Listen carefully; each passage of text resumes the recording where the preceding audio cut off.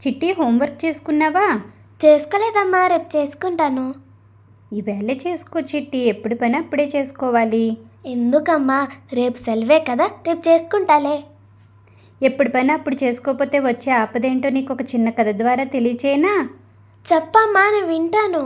సరే అయితే, ఒక ఊర్లో ఒక చిన్న సరస్సులో సుమతి, కాలమతి, మందమతి అని 3 చేపలున్నాయి.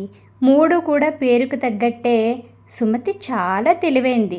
కాలమతి సమయం వచ్చేదాకా ఏ పని చేయదు. మందమతి అసలు పనే చేయదు. ఒక వేసవికాలం జాలర్లు వచ్చి ఇంకా ఎండలు ఎక్కువైన తర్వాత వల వేసి ఇక్కడున్న చేపలన్నీ పట్టుకుపోదామని చెప్పుకుంటూ ఉంటారు. అది విని సుమతి గబగబా పరిగెట్టుకుంటూ వచ్చి కాలమతి, మందమతికి జరిగిన విషయాన్ని చెప్పి మనం నది దగ్గరికి వెళ్ళిపోదామని చెప్తుంది.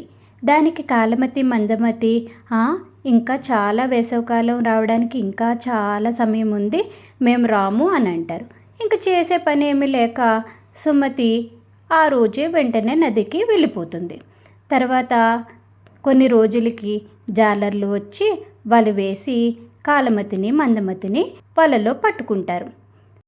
అప్పుడు కాలమతికి ఒక ఉపాయం తట్టి చచ్చిపడిపోయినట్టు నటిస్తుంది. దాన్ని చూసి జాలరి చచ్చిపోయిన చేప నాకెందుకు అని మళ్ళీ దాన్ని చెరువులోనే విసిరేస్తాడు. అప్పుడు అమ్మయ్య బతుకు జీవుడా అని అనుకుని గబగబా నదికి పరిగెట్టేస్తుంది. మందమతి అలాగే వలలో ఉండిపోతుంది. జాలరివాడు దాన్ని తీసుకుని వెళ్ళిపోతాడు. చూసావా చిట్టి, ఎప్పుడు పని అప్పుడు చేసుకోకపోతే వచ్చే ఆపదేంటో.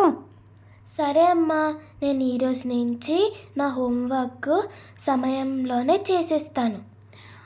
సరే, మంచిది.